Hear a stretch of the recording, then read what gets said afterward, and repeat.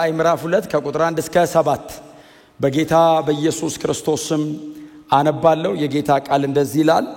በኤፌሶን ላለው ቤተክርስቲያን መልአክ እንዲህ ብለህ ጻፍ። ሰባቱን ከዋክብት በቀኝ እጁ የያዘው በሰባቱም የወርቅ መቅረዞች መካከል የሚመላለሰው እንዲህ ይላል። ስራህን ጥረትንና ትዕግስትን አውቃለሁ። ክፉዎችንም ችላ ብለህ እንዳላለፍካቸው ሐዋርያት ሳይሆኑ ሐዋርያት ነን የሚሉትን መርምረህ ሐሰተኞች ሆነው እንዳገኘሃቸው አውቃለሁ። ደግሞም በትዕግስት መጽናትንና ስለ ስሜም መከራ መቀበልህን አውቃለሁ። በዚህ ሁሉ አልታከትክም። ይሁን እንጂ የምነቅፍብህ ነገር አለኝ። ይኸውም የቀድሞውን ፍቅርህን ትተሃል። እንግዲህ ከየት እንደወደቅህ አስብ። ንስሐ ገብተህ ቀድሞ ታደርገው የነበረውን ነገር አድርግ። ንስሐ ካልገባ መጥቼ መቅረዝን ከቦታው ወስድብሃለሁ። ነገር ግን ይህ በጎ ነገር አለ። እኔ የምጠላውን የኒቆላውያንን ሥራ አንተም ጠልተሃል። መንፈስ ለአብያተ ክርስቲያናት የሚናገረውን ጆሮ ያለው ይስማ።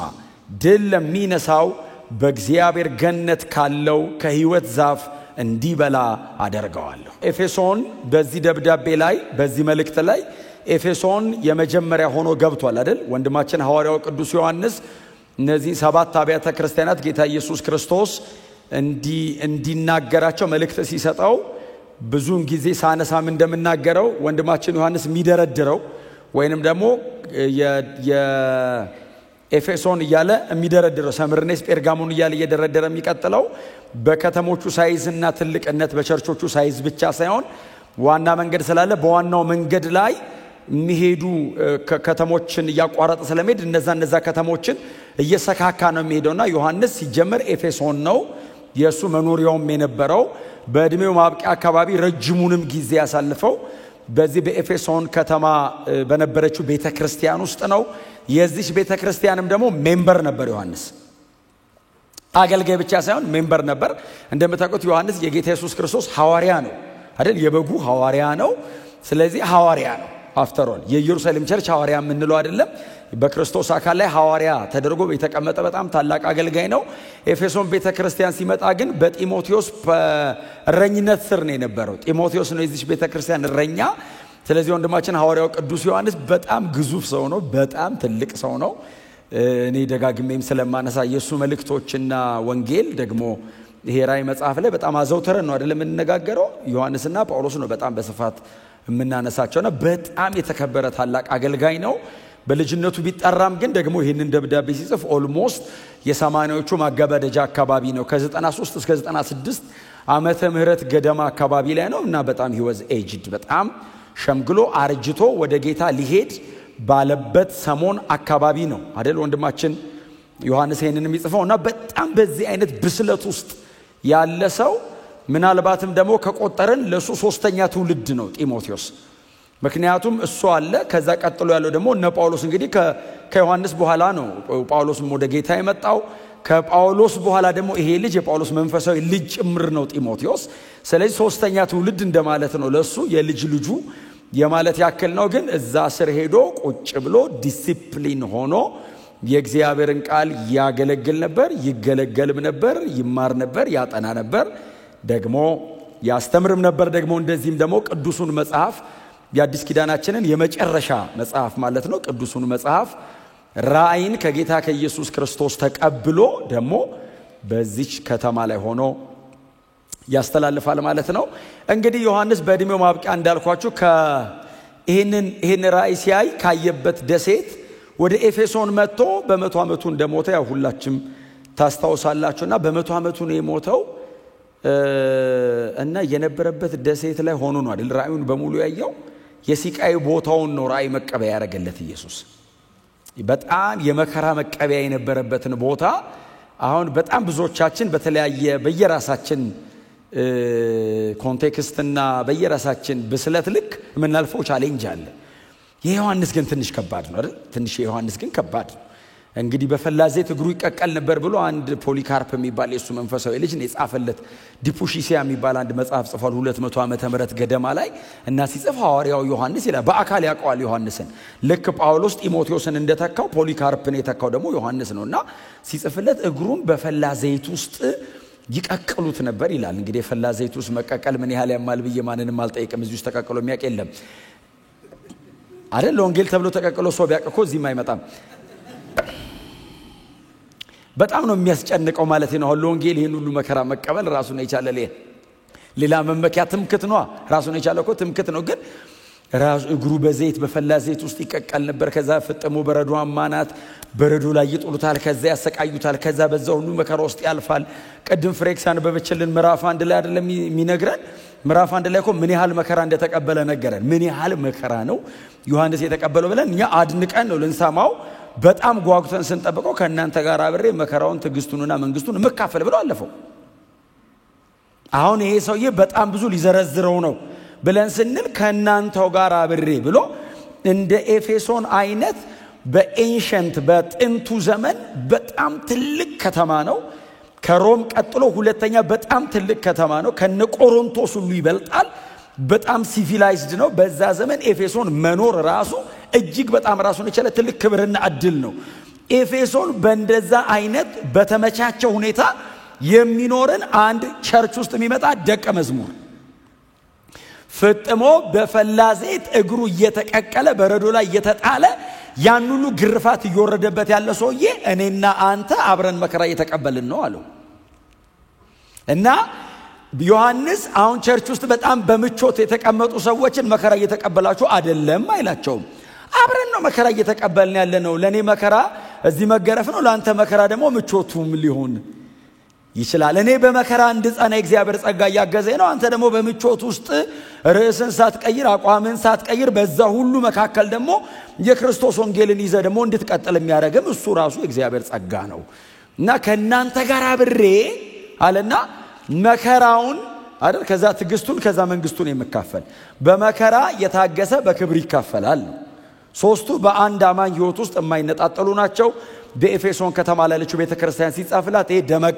ብሎ በደንብ ደመቅ ብሎ ይታያታል እና ወንድማችን ዮሐንስ ይሄንን ለዚህ ቤተክርስቲያን መጀመሪያ ይጽፋል ፈርስት ሴንቸሪ ላይ የነበረችውን ቸርች ተወከላለች ብለው ነው በጣም አንዳንዶች የሚናገሩት እንግዲህ ባለፈው እንደነገርኳችሁ የመጨረሻ ሰባተኛዋ ሎዶቂያ ቸርች ናት እሷ ደግሞ አሁን 21st ሴንቸሪ ላይ ያለችው ደግሞ ተወከላለች የሚሉ አሉ በጣም አስጨናቂ ነው አይደል አሁን ይሄኛውም ፈርስት ሴንቸሪን ኮከለ የመጨረሻውም ደግሞ ኛን ኮከለ እኛን አይወከልም እንዳንሆን ነው አይደል የተጻፈው በስማም ሎዶቂያ እኮ ኢየሱስ ደጅ ነኝ ያለበት ማለት ነው የሎም ውስጥ አለኮ አሰባችሁታል ቸርች ብለውታል እንጂ እኮ ሶሻል ክለብ ነው ምንም የለም በቃ ጌታ በአይምሮና በተለያየ ቴክኒክ ነው ይሄዱ ያሉት እንጂ ኢየሱስ የለውም እኔ ደጅ ነኝ ያለው ተባካችሁ አስገቡኝ ይያለ ነውና እኛ ያለሱ በህይወት አንኖርም ስሙ ለዘላለም የተመሰገነ ይሁን እና ለዚህ ከተማ ላለችው ቸርች ዮሐንስ ይጽፋልና ከተማይቱ ብቻ አይደለችም አይደል ከተማይቱ ብቻ ሳትሆን ቸርቿን ባይዘው የኤፌሶን ቸርች ትልቅ እምናት ዝነኛ እምናት አንዳንዴ ከተሞቹ በጣም ትልልቅ ይሆናሉ ለምሳሌ ሮም ከተማው በጣም ትልቅ ነው ቸርቿ ግን እንደ ከተማው በጣም ትልቅ አይደለችም መጠነኛ ቸርች ናት ቸርቿ የኤፌሶን ግን ከተማውን በጣም ዝነኛ ነው የግሪካውያኑም የሮማውያኑም የሃይማኖትም የካልቸርም የፖለቲክሳቸውም የብዙ ሶሻል ሲስተማቸው መናኸሪያ ነው ኤፌሶን ከተማውን በጣም ዝነኛ ነው በጣም ትልልቅ ጎዳናዎች አሏቸው ወደቦች አሏቸው የሚያቋርጧቸው በጣም ለማየት የሚያማምሩ ወንዞች አሏቸው አጎራው አለ የባሪያ ንግድ የሚከናወንበት ትልቅ ገበያ አለ በዚህ በኩል ደግሞ እንደገና ትግል የሚከናወንባቸው ምንድነው የሚሉት ፓሌስትራው አለ የነ ጁሊየስ ቄሳር የሌሎችም ደግሞ ነገስታት ትልልቅ ቤተ መንግስቶች አሏቸው በጣም ሴሌብሬት ሲቲ ነው ባይዘው ኤፌሶን በጣም ትልቅ ነው ለመጎብኘትም ለመታየትም ምናልባት አንዳንዶቻችሁ አሁን በአካል ሄዳችሁ የቀረ ፍርስራሿን ያያችሁ ሰዎች እንዳላችሁ በጣም አቃለው አንዳንዶቻችሁ ሄዳችሁ እንዳያችሁት ፍርስራሽ የቀረ ፍርስራሽ አላት ስቲል ነው ማለት ነው አይደል አሁን እንግዲህ ቱርክ አካባቢ የቀረ ፍርስራሽ አላት በዛ አካባቢ ላለው በትንሹ እስያ አካባቢ ላለው ብዙ ነገር መካከለኛ ሆና የምታገለግለው ኤፌሶን ነበረች። ብዙ ነገር ነው ከተማይቷ ላይ ያላት እና ከተማይቱ ትልቅ ሆና ቸርቿ ትንሽ አይደለችም። ቸርቿም በሳይዝ ደረጃ በጣም ትልቅ ናት። በትምህርት ደረጃ ድፍን 3 ዓመት ሙሉ ጳውሎስ ቁጭ ብሎ ያገለገለባት ቸርች ነች። ዶክትሪናሊ በጣም ሳውንድ ነች ቸርቿ። ማንም ሰው በምንም አይነት መንገድ ኮሜንት ሊያረጋት አይችልም ካስተምህሮ አንፃር።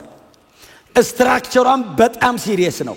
ጳውሎስ ቁጭ ብሎ የሰራባት ብቻ ሳይሆን ጢሞቴዎስን ነው አስቀምጦት ሄደው። ሂስቶሪካሊ እንደ ኤፌሶን በጣም ትልቅ ኢንቨስትመንት የወረደበት ቸርች ማግኘት ከባድ ነው። ጳውሎስ 3 ዓመት አገልግሏል። ጢሞቴዎስ ረጅሙን ዘመን ፓስተር ያደረገው እዛ ነው። ሐዋርያው ዮሐንስ ረጅም ዘመን የቆየው እዛ ነው። አቂላና ጵርስቅላ አጵሎስን ጨምሮ አገልግሏል እዛ ቸርች ላይ። አዲስ ኪዳናችን ላይ ያሉ በጣም ታላላቅ የሚባሉት የመጽሐፉ አስተማሪዎችና አገልጋዮች ኤፌሶን ቸርች ላይ ያለማቋረጥ ኢንቨስት አድርገዋል። ስለዚህ ነው ብዙ ኳሊቲ ተገኝቶባታል በዚህ ቸርች። የምነቅፍብህ ነገር አለኝ የሚለው አንድ አይደል? ዋና ሆነ እንጂ እኮ አንድ ነው። ያለሱ ሌላው ነገር በሙሉ ኪሳራ ሆነ እንጂ በኳሊቲ ደረጃ በጣም ብዙ ተዘርዝሮላታል። እና ከተማይቱ በጣም ትምክተኛ ከተማ ናት። በተለይ ደግሞ አንድ ቤተ ጣዖት አለች። ማን ነው ስሟ? ዝነኛዋ the 7 wonders ተብሎ ዓለም ላይ አርጤምስ። የአርጤምስ ቤተ ጣዖት በጣም ሂውጅ ነው ባይዘው። እና ቤተ ጣዖት ብቻ አይደለም፣ ዝም ብሎ እንደ ቤተ ጣዖት የሚቆጠር ብቻ ሳይሆን የሚጎበኝ ነው። ከዓለም ዙሪያ ህዝብ እየመጣ ይጎበኘዋል። እና በትልቁ ቤተ ጣዖት ውስጥ ወደ 60 የሚሆኑ ወደ 127 የሚሆኑ 60 ጫማ ርዝመት ያላቸው ፒላሮች አሉት ባይዘው ቤተ ጣዖት። በጣም ግዙፍ ነው። እንግዲህ 18 ሜትር ምናምን በላይ ማለት ነው። እንደዚህ በቁመት ደረጃ 127 አካባቢ ፒላርስ አሉት ዙሪያውን። በጣም ግዙፍ ነው። በጣም ኢንትሪኬት ነው። እያንዳንዱ ዲዛይኑ በጣም አስደናቂ ነው። ምናልባት ዛሬ በእውነት እንትን ስላላልኩ እንጂ በፕሮጀክተር አንድ ቀን አሳያቸዋል። በጣም ትልቅ ነው። በጣም ነው የሚያምረው። ከእንግዲህ ከዛሬ ስንት ሺህ ዓመት በፊት የተገነባ ማለት ነው። አርኪቴክቸራል እንትኑ በጣም አስደናቂ ነው። ዲኖክራተስ ይባላል አርኪቴክቱ፣ የሰራው አርኪቴክት። የአርጤምስን ቤተ ጣዖትና አሌክሳንድሪያ ከተማን የሰራት እሱ ነው። አሌክሳንድሪያ ከተማም እንደምታውቁት ነው። በጣም አስደናቂ ከተማ ነች። ሁለቱን የሰራቸው ዲኖክራተስ ይባላል። እና በጣም ሂውጅ ነው ቤተ ጣዖቷ። ሰው እየመጣ የሚጎበኘው ብቻ አይደለም። የሚገርማችሁ የባህላቸው እዛ የኤፌሶን ከተማ የባህል ማዕከሉም ቤተ ጣዖቱ ነው። እንደ ባንክ ይጠቀሙት ነበር ባይዘው። እና በጣም ብዙ የከተማይቱ ባለጠጎች እያመጡ ገንዘባቸውን ዲፖዚት የሚያደርጉት አርጤምስ ቤተ ጣዖት ነው። መለኮት ይጠብቅልን ብለው ማለት ነው። የድሮ ሰው በጣም መለኮት ይጠብቅልን ብለው ትልልቅ የተባሉ ባለጠጎች እያመጡ ገንዘባቸውን አርጤምስ ቤተ ጣዖት ውስጥ ያስቀምጣሉ። ባለጠጎች ብቻ እንዳይመስላችሁ፣ ትልልቅ ከተሞች ሀብታቸውን አሁን ለምሳሌ የወርቅ ሪዘርቭ ምናምናቸው ማለት ነው እያመጡ አርጤምስ ቤተ ጣዖት ውስጥ የተቀመጠ እንደ ካዝና አለ፣ እዛ ውስጥ ያስቀምጡ ነበር። እና እንደ ባንክ ሁሉ ያገለግል ነበር ቤተ ጣዖቱ።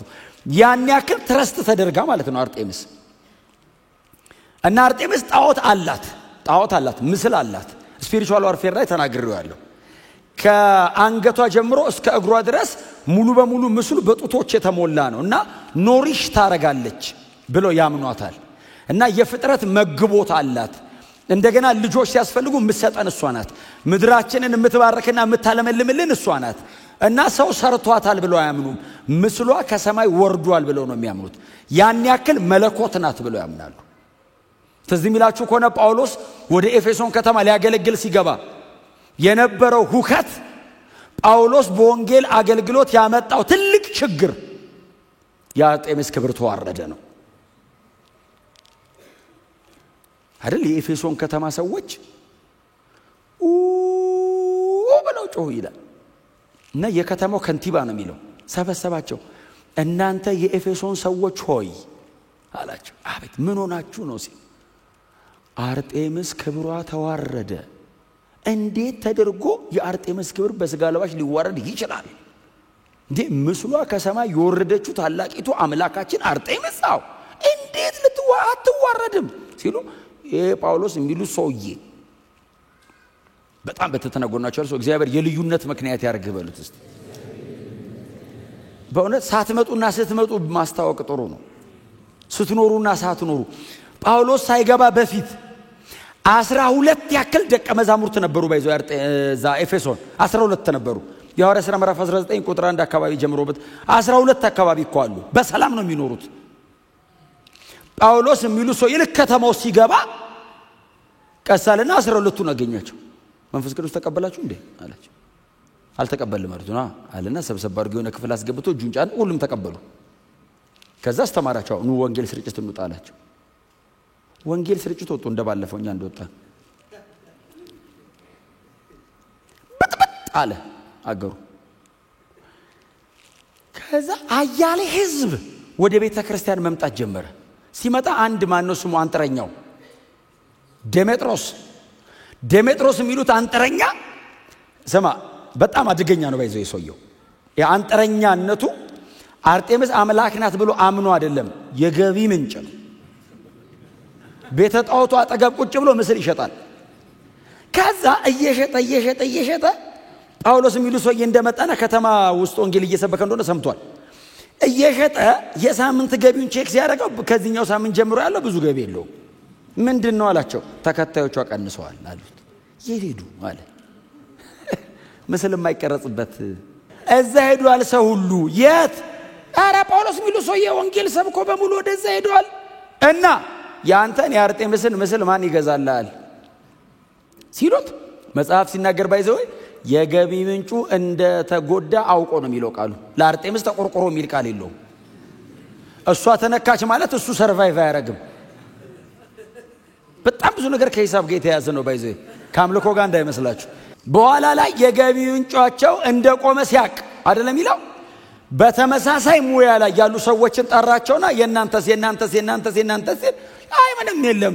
ድሮ የአርጤምስ ቤተ ጣዖት ሁለቱም በር ተከፍቶ መግቢያ መውጫ የለም። አሁንስ በጣም ብዙ ሰው እየመጣ አይደለም። ታዲያት ነው በጣም ብዙ ሰው ወደዛ ወደ ተተከለችው የኤፌሶን ቤተክርስቲያን እነሱ ቤተክርስቲያን ብለው አይጠሯትም አይደል? አሁን ህዝባችን ያለ ልማዱ ያለ ባህሉ የማያደርገውን እንዲያደርግ እያስገደዱት ነው።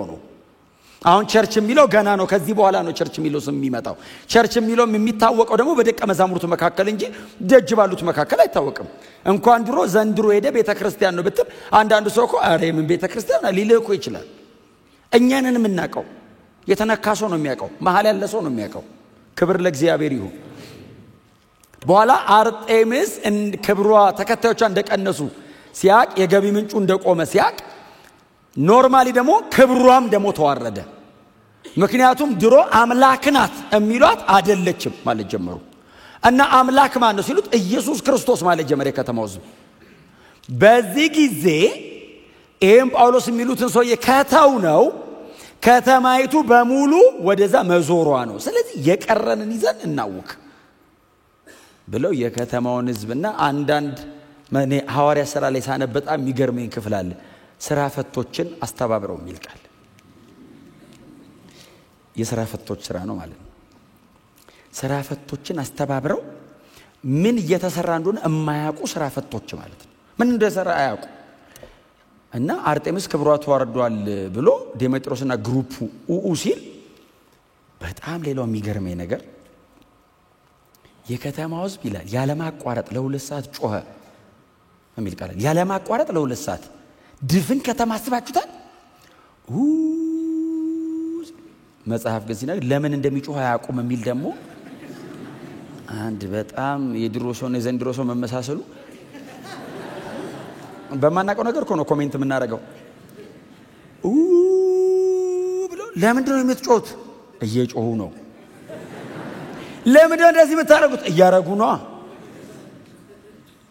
ዋው! ከዛ ከንቲባው ምንድን ነው ያላቸው? ይሄ የምታደርጉት ነገር ያስጠይቀናል። ለምን እንደሆነ ሳታውቁ ከሆነ የምታረጉት ያስጠይቀናል። ምክንያቱም ሮም ንጉሠ ነገሥቱ አለ። ጳውሎስ ይህንን ጉዳይ በሚያደርግበት ጊዜ ንጉሠ ነገሥቱ ቄሳሩ ኔሮ ነው። አሁን ዮሐንስ በሚጽፍበት ዘመን ደግሞ ዶሜቲያን ነው። እና ኔሮ ይጠይቀናል። ምን ማለት መሰለ? ልታስገድሉኝ ትችላላችሁ ነው ይሄን ጉዳይ ከሰማ። ስለዚህ ተረጋጉና ጉዳዩን ቁጭ ብለን እናውራ። ቀጥሎ ፍርድ ቤት አለ። ማውራት ካለባችሁ ደግሞ ፍርድ ቤት ስላለ ኑና ጉዳዩን ይዘን ፍርድ ቤት እንሂድ፣ እዛ እንገናኝ፣ ቁጭ ብለን እንወስን አላቸውና ትንሽ መለስ አረጋቸው። እኔ እንደዚህ አይነት ታሪኮችን ሳነብ ሁሌ በእውነት ጳውሎስ አይገርማችሁም? በወንጌል ምክንያት በጥበት ሲል እስቲ አሜን በሏ። ይሄ በአመጽ በመናምን እኮ አይደለም። ወንጌል ኢየሱስ ተብሎ ሀገር ቢበጠበጥ መንፈሳዊ ዓለሙ ላይ ልዩነት ነገር ቢፈጠር ኢየሩሳሌም ነው ሌላ እንደዚህ ያደረገው። ሐዋርያት ሥራ 20 ነው 21 ላይ ኢየሩሳሌም ከተማ አይደል ገብቶ አገኙት። ሲያገኙት ከያዙኝ ያቀር ብሎ ስብከት ጀመረ።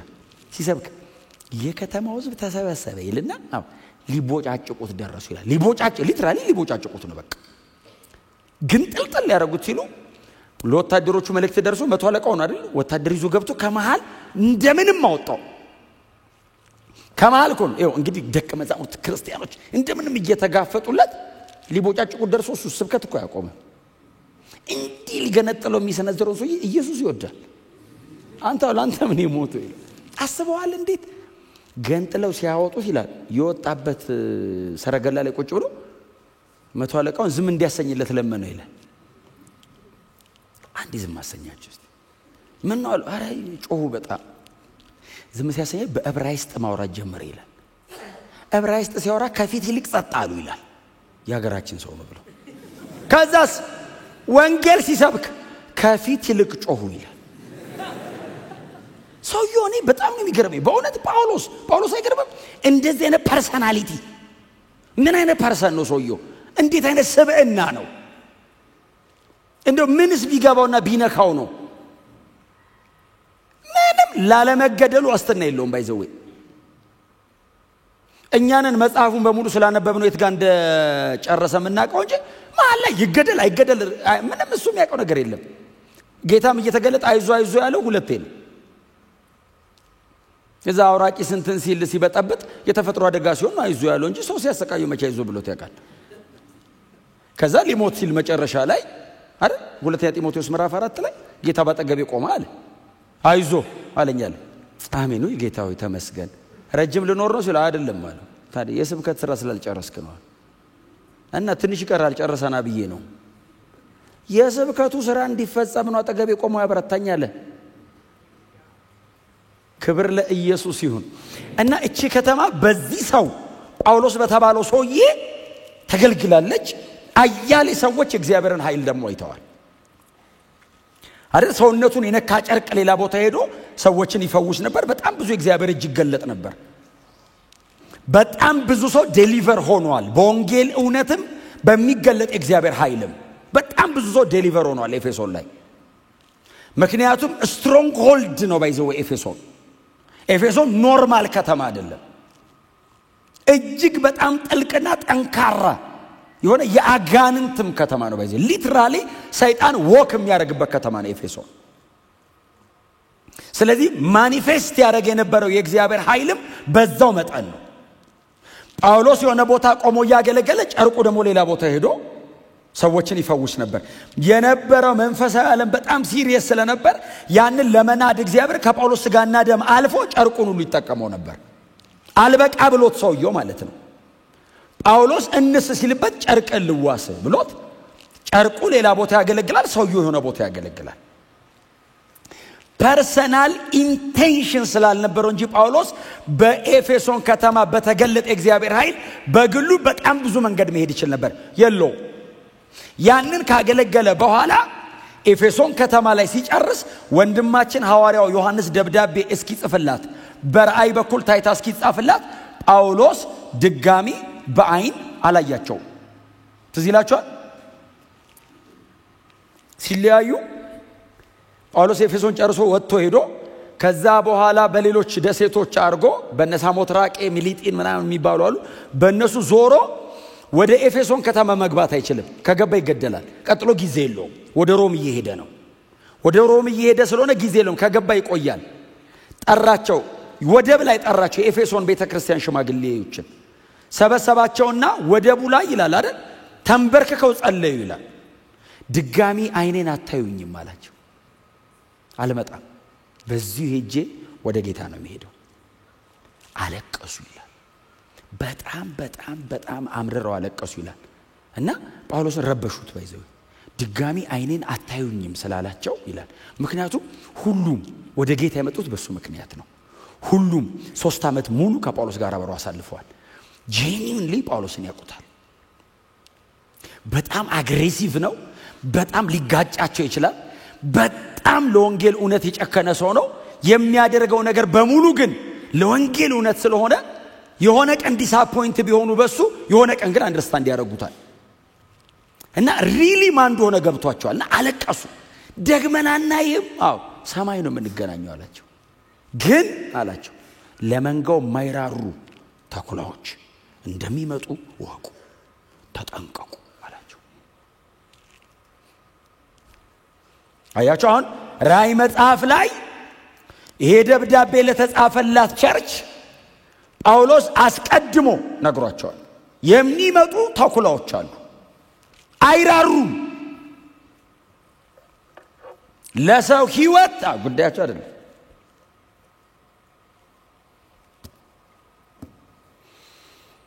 እና ተጠንቀቁ ብሏቸው ከሄደ በኋላ ደብዳቤ ነው አይደል የጻፈው አንደኛና ሁለተኛ ጢሞቴዎስን ጻፈ ስፔሻሊ ሁለተኛ ጢሞቴዎስ ቸርቿን ብቻ አይደለም ድጋሚ ላላያት ይችላል ብሎ የሰጋው ጢሞቴዎስንም ላላየው ይችላል ብሎ ፈርቷል አይደል ሁለተኛ ጢሞቴዎስን እባክህ ፈጥነና አይደል ያለው ቶሎና ምን ነው ጳውሎስ ይለው ሊሄድ እንደሆነ ጌታ ነግሮኛል ታዲያ ሳልሄድ ድረስብኝ ለምን አለው ስለ ቤተ ክርስቲያን መንገር ፈልጋለሁ ላንተ ስለ ኤፌሶን ቸርች እንድናወራ እባክህ ቶሎና ሳልሄድ ቅደመኝ ግን ምናልባት ኤፌሶን ቸርቿ ትልቅ ነች በጣም ስራ ይበዛብሃል ስራ በዝቶብህ ግን ምናልባት ከዘገየህና ስትመጣ ካልደረስክብኝ በእግዚአብሔር ቤት መኖር እንዴት እንደሚገባ ግን ልጽፍልህ ፈልጋለሁ አላገኘውም ባይዘው ደብዳቤው ነው የደረሰው ጳውሎስ ሄደ ጳውሎስን ሳላገኘው ሄደ ምን ብሎ ጻፈልኝ ይሄው ሩጫውን ጨርሻለሁ ሃይማኖትን ጠብቄያለሁ መልካሙን ገድል ተጋድያለሁ ሲለው ጢሞቴዎስ ከጳውሎስ ጋር 10 ዓመታት አሳልፈዋል ሩጫውን ያውቀዋል ትግሉና ትጋቱን ያውቃል እንዴት ነው ሊያለቅስ የሚችለው ኤልያስ የሄደ ቀን ኤልሳ ልብሱን ቀዶ እንዳለቀሰው ሊያለቅስ ይችላል በዚህ ይሄ ልጅ ጳውሎስን ሚስ አርጎት ነገር ግን አለው ጻድቅ ፈራጅ በሆነው በእርሱ ፊት ቆማለሁ እርሱም የክብርን አክሊል ይሰጠኛል ለኔ ብቻ አይደለም ላንተም ጭምር ነው እስከ መጨረሻ ድረስ የጀመርከውን ይሄንን ሩጫ ጨርስ ትዕግስቴን ትምርቴን መከራዬን እነዚህ ተከታተል ከማን እንደተማርከው ታውቃለህና በተረፈ የእግዚአብሔር ጸጋ ከመንፈስ ጋር ይሁን ብሎት ተሰናበተ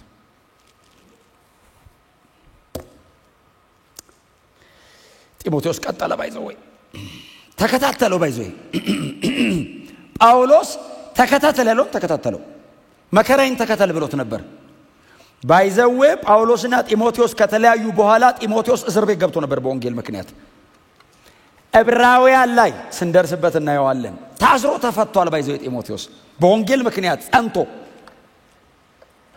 ኤፌሶን ቸርችን አገልግሎ ጳውሎስ እንዳለው ጢሞቴዎስም ጨርሶ በክብር ነው አስረክቦ ሄደው ጢሞቴዎስ ወደ ጌታ እና ይሄም ደብዳቤ ለዚህ ቤተክርስቲያን ይጻፍላታል እንዳልኳችሁ ነው ሳይዟ ትልቅ ነው ሰው ብዙ ነው ዮሐንስ አለ ደሞ ማን ነው ሌላ ያ የሰማሪያ ወንጌላዊ ፊልጶስ አለ ፊልጶስም ኤፌሶን ቸርች ነው ባይዘው አይዋችሁ ምንም እንደሚያካክሉ እንዴት አይነት ትልቅ ሰዎች ያሉባት ቸርች ናትና ለዛች ቤተክርስቲያን ጌታ ኢየሱስ መልእክት አለኝ አለ ዮሐንስ አይደለም መልእክት አለኝ አለው ኢየሱስ ለዚህ ቤተክርስቲያን መልእክት አለኝ በኤፌሶን ላለው ቤተክርስቲያን መልአክ እንዲህ ብለህ ጻፍ። ለቤተክርስቲያኒቱ መሪ ማለት ነው። የቸርቿ መሪ ፓስተሩ ከሆነ ለፓስተሩ፣ የቤተክርስቲያኒቱ መሪ ሌሎች ኤልደርስ ካሉ ለኤልደርስ ማለት ነው። የቤተክርስቲያኒቱ መልአክ የሚለው የቤተክርስቲያኒቱ መሪን የሚያመለክት ቃል። እንዲህ ብለህ ጻፍ፣ ሰባቱን ከዋክብት በቀኝ እጁ የያዘ በሰባቱ የወርቅ መቅረዞች መካከል የሚመላለሰው እንዲህ ይላል። ጌታ ኢየሱስ ክርስቶስ ራሱን ለኤፌሶን ቤተክርስቲያን ሲገልጥ ወንድማችን ሐዋርያው ቅዱስ ዮሐንስ ራእይ ምዕራፍ 1 ላይ ካየው ከኢየሱስ ምስሎች መካከል ሁለቱን፣ አንደኛው ሰባቱን ከዋክብት በእጁ ይዟል፣ ሁለተኛው በሰባቱ የወርቅ መቅረዞች መካከል ይመላለሳል። ዩኒቨርሳል ቸርች ማለት ነው። ሰባቱ የወርቅ መቅረዝ ምን ማለት ነው? ቤተክርስቲያን የኔ ናት እያለ ነው ኢየሱስ። የኔ ናት ቤተክርስቲያን፣ የኔ ናት፣ አገልጋዮቼ የኔ ናቸው እያለ ነው። ይዟል አገልጋዮቹን በሰባቱ የወርቅ መቅረዞች መካከል እንደዚህ ይመላለሳለሁ። ምን ማለት መሰላችሁ? እያዩሃት ነው ቸርችን፣ እንከኗንና ብርታቷን እኔ ነኝ የማውቀው። ቤተክርስቲያኒቱ ምን በጎ ነገር አላት፣ የትኛውም ማስተካከል አለባት። እማይዋሽ ኢየሱስ ብቻ ነው። ሰምታችሁኛል? ድካም ካለ ይሄንን አስተካክል የሚል ማለት ኢየሱስ ብቻ ነው። ሰው በጣም ከወደደ በጣም ካከበረ ወይንም ደግሞ ትሰበራለህ ብሎ ከፈራ አይነግርም። በጣም ጥሩ ነው ያለው ይላል ጌታ ኢየሱስስ። ይሄ በጎ ነገር አለ። ይሄንን ግን ነቅፋለሁ፣ ይሄንን አስተካክል። ለምን? ስለዚህ በጎ ነገር እሸልምሃለሁ፣ ይሄኛውንስ እጠይቅሃለሁ። መስተካከል ይችላል። አሜን ነው። መስተካከል ይችላል። ምን እንደሚለው ቁጥር 2 ዋው! በእውነት በጣም ከባድ ማበረታቻ ነው። ቁጥር 2 ስራህን፣ ጥረትህን፣ ትዕግስትህን አውቃለሁ። ምን አይነት በረከት ነው! ቸርቿ ስራ አላት። ቀጥሎስ ጥረት፣ በጣም ትጥራለች፣ ፋይት ታረጋለች። ሶስተኛውስ ትዕግስት አላት፣ ትታገሳለች። ከዛ ቀጠለ ቁጥር 3 ላይ ቁጥር 2 እዛው ላይ ክፉዎችን ችላ ብለህ እንዳላለፍካቸው ሐዋርያት ሳይሆኑ ሐዋርያት ነን ያሉትን መርምረ ሐሰተኞች ሆነው እንዳገኘሃቸው አውቃለሁ። ዋው! እንከን ባይኖርባት ኖሮ ቸርች እዋት ምን አይነት ቸርች እንደሆነች። ቁጥር 3 ደግሞም በትዕግስት መጽናትንና ስለ ስሜ መከራ መቀበልህን አውቃለሁ፣ በዚህ ሁሉ አልታከትክም። ጌታ ኢየሱስ ክርስቶስ እነዚህ 3 ቁጥሮች በቫይብሬተር እየተቀጠቀ ነው። ኮንክሪት ነው። ከነዚህ ከተዘረዘሩ ኳሊቲዎች መካከል አንዱ እንኳን ቢኖረው በጣም ትልቅ አይደለም? አንዱ እንኳን ቢኖር በጣም ትልቅ ነው። የተገለጠ ሥራ አላት ቸርቿ። እግዚአብሔር በተገለጠ ሥራ ይባርካችሁ። በእውነት እንደ ቤተ ክርስቲያን ይባርከን።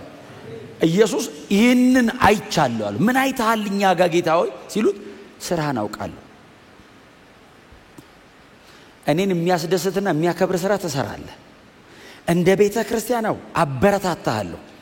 ሥራ ብዙ ጊዜ የሚያያዘው ከእምነት ጋር አይደል? የእምነታችሁ ሥራ ስለሆነ የሚለው በእኔ ላይ ካለ መደገፍና መታመን የተነሳ በአንተ መካከል ሥራ አለ፣ እየሰራ ነው። አክቲቪቲ በጣም አለ። ጌታ ኢየሱስ ክርስቶስ አበረታቶታል። ይሄንን ባይዘው የሚበረታታ ነው። አክቲቭ መሆን የሚበረታታ ነው። በክርስቶስ አካል ላይ ተፍ ማለት ተፍተፍ በፍቅር ልብ ይሁን ነው እንጂ እኮ አሁን አንድ መዝሙር አለ በጣም ወደ ሽር ጉድ ልበል አሁን ሽር ጉድ እኮ እኔ አማርኛውን እኮ በጣም ዘመናዊ አድርጌ ነው ተፍተፍ ያልኩት እንጂ ሽር ጉድ የድሮ ስለሆነ ነው ደስ የሚለው በቃ እግሩ ስር ምናምን አይደል አሁን ያይሃል ጎሽ በቃ ስብር ብለህ ራስን ዝቅ አርገህ እሱን አክብረህ የምታከናውነው ነገር ነው ስራህን አውቃለሁ ባይዘው እንደሱ ያነቃለሁ አክቲቪቲ አላት ቸርቿ የሚያት ሰው ዋው ይላል አተም በጣም እኮ እየሰራች ነው በጣም አክቲቪቲ አላት ይላል ጌታ ኢየሱስ አይቼዋለሁ እያደረክ ነው በርታ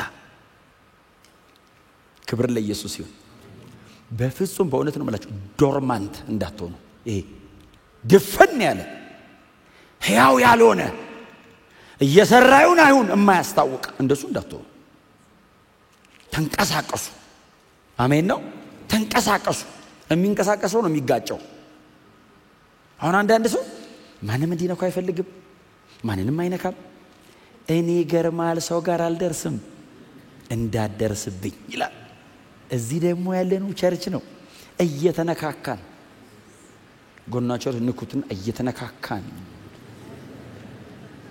ተመታቱ አይደለም ያርኩት እዚያ አታናዱት ቸርች ነው እምትንቀሳቀስ ከሆነ ክሮስ ስትደራረግ ካልተጠባበቅ ትጋጫለህ የተጋጨው ግን ልግጮው ብለህ አይደለም እየሄድክ ነው እና አንደርስታንድ ትደራረጋለህ በቃ ልብ ለእግዚአብሔር መንግስት ይሁን እንጂ አው ስራ ነው አደንቃለሁ አይቼዋለሁ በጣም ነው ማደንቀው በጣም ጥሩ ነው ስራህን አውቃለሁ ከዛ ቀጥሎ ምናቸው ነው የሚያደንቀው ከስራ ቀጥሎ ጥረት መስራት ብቻ አይደለም አው ትጠራለህ ደግሞ ለማስደሰት እኔን ለማስደሰት ደግሞ ጥረት ማለት እንግዲህ አይ ቲንክ እምትችለውን ማድረግ ብቻ አይደለም ከሱም ታልፋለህ ሞር እንደም አድቫንስ ነህ አሁን ከተቀሩት ከሌሎቹ አንዳንዶቹ ቸርቾች አው ሞር አንተ እንደም አድቫንስ ነህ ትጠራለህ በጣም ትጠራለህ ጥረት አይቼብሃለሁ እያደነቃት ነው ባይዘው ቸርቿን በእውነት እግዚአብሔር ይስጠን አሁን አንዳንዴ እንደነዚህ አይነት ቃላቶች ከምን ጋር እናያይዛቸዋለን መሰላችሁ ከሳልቬሽን ጋር እናያይዘውና እንቸገራለን አሁን ይሄ ያወራ ያለው ስለ መዳን አይደለም ከዳንከ በኋላ ስላለ ጉዳይ ነው አሁን እየተወራ ያለው ስለ ቸርች ነው ደጅ ያሉ ሰዎች ጥራችሁ ነው ይያላችሁ አይደለም ስለመጣችሁ የጣራችሁ ነው በእግዚአብሔር ጸጋ ተደግፈው እሱን ደስ ለማሰኘት እየተራመዱ ያሉትን እርምጃ ኢየሱስ ያያደነቀ ነው አግኝቻለሁ አንተ ጋር ጥረት በእውነት ጣሩ እስቲ አሜን በሉ ጣሩ አሁን አቃለሁ በጣም ብዙዎቻችሁ ቢዚ እንደሆናችሁ እስቲ ጣሩና ማክሰኞኑና ጸልዩ ጥረት ጣሩ በቃ እስቲ ቆይ መቻቻ ላመቻች ብትል አሁን የምትችሉ ሰዎችን አይደለም እያልኩ ያለው የምትችሉ ሰዎችማ እየጣራችሁ አይደለም ኑና ጸልዩ እንጂ አሁን እኮ አሁን ለመምጣት ጣሩ የምትችሉ ሰዎች ደግሞ ኑና ለመጸለይ ጣሩ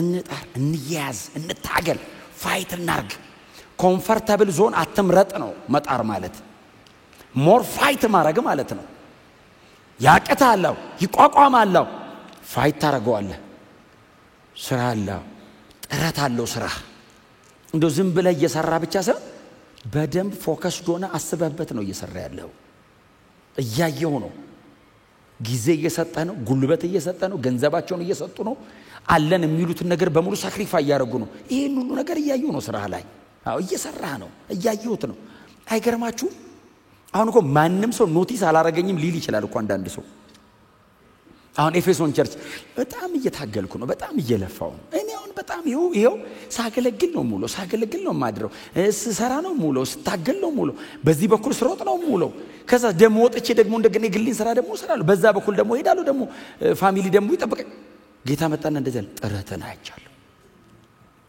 የሰራው ባለቤት የአካሉ ባለቤት መጣና እኔ አይቻለሁ አሁን ጢሞቴዎስን ዝም ብለህ ሳሉታው ስራህን አይቻለሁ ጥረትህንም አይቻለሁ ሲለው ተመስገን ምክንያቱም ጢሞቴዎስ የጳውሎስ ተማሪ አይደል አክሊል ነው ፕላን የሚያደርገው ከዛ ሶስተኛ ደግሞ ምናቸው ነው የሚያየው ትዕግስት በዚህ ሁሉ መካከል ደግሞ መንገዱ ላስጨራሽ ነው ስራውን ሲሰሩ ቅድም እንዳልኳችሁ ዲስአፖይንት የሚያደርገው ሰው ብዛቱ አስተያየት የሚሰጥ ሰው ብዛቱ እንዴት መሰለ ብታስተካክለው ብሎ ለእሺ እናስተካክለው ስትለው ላይመጣ ይችላል። እና ልብህን የሚያዝልህ አጠገብ ያለ ሰው ሊያዝልህ ይችላል። ሩቅ ያለ ሰው ሊያዝልህ ይችላል። ምንም የማይመለከተው ሰው መጥቶ ጠላት ልኮትም ሊሆን ይችላል። ድቅቅቅቅ ሊያደርግ ይችላል። ኤፌሶን ቸርች ምን አላት? በዚህ ሁሉ ስራና ጥረት መሃል ትዕግስት አላት። ችግር የለውም፣ እንጨርሰዋለን፣ እንራመዳለን፣ እንሰራለን፣ እንጸልያለን፣ እንጾማለን፣ እናጠናለን፣ በንጽህና በጽድቅ እንኖራለን። ትዕግስት አለ። ጎናቸው እርሱ በትዕግስት ጽና በለት።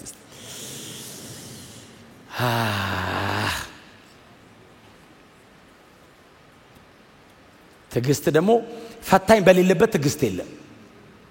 ትዕግስት ያለው መጽናትን የሚፈታተን ነገር መሃል ነው። ስለዚህ ጽናታቸውን የሚፈታተን ነገር አለ። እግራቸው ረግጦ ከቆመበት ቦታ ሊነቀንቃቸው የሚታገል ኤፌሶን ከተማ ላይ ያለ በጣም ብዙ ነገር አለ። ኢንተርቴይንመንቱ፣ የባዕድ አምልኮ፣ የከተማይቱ ላይ ያለ ከባድ ንግድ እንቅስቃሴ ልባቸውን ከክርስቶስ እንደዚህ ገንጥሎ ሊወስደው እንዳይታገሱ ሊያረግ ሞከረን እንምጣ እንደ ሌላውን እንዲሉ ሊያረጋቸው ኖ አላስገባችም ወደ ውስጧ። ትዕግስት አለ። በመከራ መካከል ጸንተሃል። አይ ቲንክ ክርስትናም ላይ እንደው በእግዚአብሔር ቤት ውስጥ ባሉ በጣም ብዙ ነገሮች ላይ ፈተናችን ትዕግስት ነው አይደል? ትዕግስት ነው። አንድ ነገር ላይ ታግሶ መጨረስ መቻል ነው በጣም ብዙ ጊዜ ፈተናችን። ኤፌሶን ቸርች ግን እሱ ተገኝቶባታል። ከዛ ምድርም ይላት ክፉዎችን ችላ ብለህ እንዳላለፍካቸው። እኔ እነዚህ ክፉ ሰዎች እነማን ናቸው ብዬ እንደው ዝም ብዬ ላያቸው ሞከርኩ።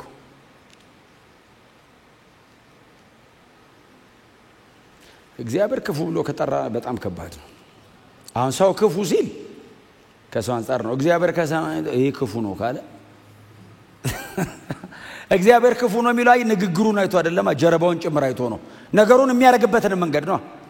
ክፉዎች ተብለው የተጠሩት ባይዘው ወይ ከካራክተር አንፃር በጣም ክፉ የሆኑ ሰዎችን ብቻ አይደለም፣ ቀጥሎ የተጠቀሱትን ሰዎች ነው። ባይዘው የሐሰተኛ መምህራኖቹን ነው። ሐሰተኛ ሐዋርያት ተብሎ የተጠሩትን ሰዎች ጌታ ኢየሱስ ክርስቶስ ከጀርባ መረመራቸው። ልባቸውን ሲመረምረው ሐዋርያት ነን ብለው ነው የመጡት፣ ግን ሐሰተኞች ናቸው። ለምንድን ነው ሪል ሐዋርያት ያሉት? ሪሎቹ ሐዋርያት የሚሰሩትን ስራ መስራት አይፈልጉም። ለምሳሌ እቺ ቤተክርስቲያናን የሐዋርያት ተገልጋይ አይደለችም። ነች የጳውሎስ ተገልጋይ ናት፣ የዮሐንስ ተገልጋይ ናት። የበጉ ሐዋርያ የነበረው ሐዋርያው ዮሐንስም ታውቃለች አገልግሎቱን። ቀጥሎ ደግሞ ከበጉ ሐዋርያት ጋር የሚደመረውን ደግሞ ወንድማችን ሐዋርያው ቅዱስ ጳውሎስም ረጅም ጊዜ አገልግለዋል። እነዚህ ሐሰተኛ ሐዋርያት ይላቸዋል። ስለዚህ ኢንቴንሽናቸው መተው እስቲ እንጎብኛችሁ እንያችሁ ብለው ሲያዩዋቸው ክፉዎች ናቸው። ክፉዎችን አልታገስክም። ክፉዎችን አትታገሱ። እስቲ አሜን በሏ። አዎ ከክርስቶስ ወንጌል ተቃራኒ የሆነ ነገር አትታገሱ። ማንንም ሰው ጥሩ ነው መጥፎ ነው ለማለት የሚያስቀምጥልን መጽሐፍ ቅዱስ ነው። ከክርስቶስ ወንጌል ተቃራኒ የሆነ ሰው መቼም ጥሩ ሊሆን አይችልም። የኢየሱስን የመስቀል ሥራ የሚያክፋፋ ሰው በባህሪው በጣም ደግ ቢሆን ጥሩ ሊሆን አይችልም። ጌታችን ኢየሱስ ክርስቶስ ክፉዎችን አልታገስክም ማለት ምንማን ናቸው ክፉዎቹ ሲል ሐዋርያት ሳይሆኑ ሐዋርያንን ያሉትን አሁን ዝም ብላችሁ ስሙ። አሁን መተው አገለገሏቸው ባይዘይ ሰርቭ አረጓቸው። ሰርቭ ካላረጓቸው ዝም ብሎ ቁጭ ብሎ አያቋቸው። ሰርቭ ሲያረጓቸው ምናልባት እንግዲህ በተለያየ መንገድ ሊሆን ይችላል ሰርቭ ያረጓቸው እንጂ ጢሞቴዎስ መቼስ እንደዚህ በዋዛ ዝም ብሎ እንትን የሚያስብል አይነት ሰው አይደለም። በጣም ጠንካራ ሰው ነው። እንደምታውቁት ጳውሎስ ገላትያ ላይ የወሰዳቸውን እርምጃዎች ሲወስድ እኮ ጢሞቴዎስ ያውቃል። በጣም ቀላል ሰው አይደለም። ስለዚህ የጳውሎስ ግርፍ ነው። ግን ሰዎቹ ግን ውስጥ ለውስጥ ገብተው ሊበታትኑ ሞከሩ። ሊበታትኑ ሲሞክሩ ሰዎቹን ባይዘው ከማል ፒክ አድርጎ ክፎች አይደለም ያላቸው፣ ትምህርታቸውን አምጥቶ ያስቀመጡት። የሐዋርያቱ ትምህርት ላይ ትምህርታቸውን አስቀመጡት። እንዲጣል ማለት ነው። ሲያስቀምጡት ከሐዋርያቱ ትምህርት ጋር የሚገናኝ አይደለም። ስለዚህ ሰበሰቧቸውና እናንተ ሐዋርያት አይደላችሁም አሏቸው። እንዴት? እኛ የሐዋርያት ትምህርት እናቃለን። ይሄው ስታንዳርዱ የወንጌል እውነት በመካከላቸው ተከብሮ እንዲኖር አንዲት ሰዓት እንኳን ለቀው ያልተገዙ እነ ጳውሎስና እነ ዮሐንስ አገልግለዋል። ስለዚህ ኦሬዲ ስታንዳርድ ሴት አድርገዋል። የነዚህን ትምህርት አምጥተው እዛ ስታንዳርድ ላይ ሲገጥሙት በፍጹም አንድ አይነት አይደለም። እንደዚህ አይነት የሐዋርያት ትምህርት አናቀም ብለው አልታገስካቸውም።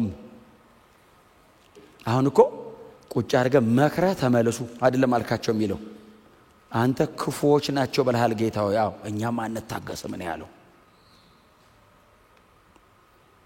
ከአካሉ ላይ ነው ያስወገዷቸው እና ጌታ ኢየሱስ ምንድነው ያለው? አይቻለሁ ይሄን ስራህን።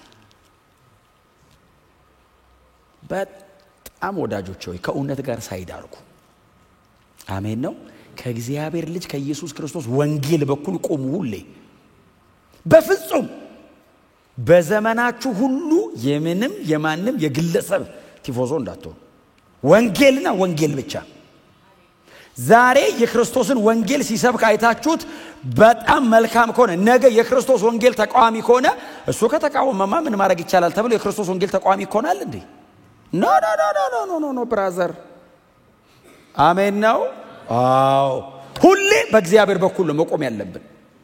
ሁሌ ከዚህ እውነት ጋር ነው ሳይድ ማድረግ ያለብን። በትህትና ጎናቸው ሰው ለእግዚአብሔር ቃል እውነት ታማኙ ነው በሉት።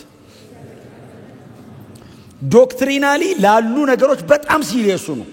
የእግዚአብሔር ቃል እውነት ሲነቀነቅ ኖርማል አትሁኑ። መታረም ካለ ቁጭ አርጋችሁ መነጋገር፣ ከዛውስ እንደገና ካስፈለገ ደግሞ ተጨማሪ ሰው ጨምራችሁ መነጋገር። ከዛ መጽሐፉ የሚለው ደረጃ ሄዳችሁ እምቢ ካለ ምንድነው የሚለው? አመፀኛና ቀራጭ ሆንልን ነው የሚለው።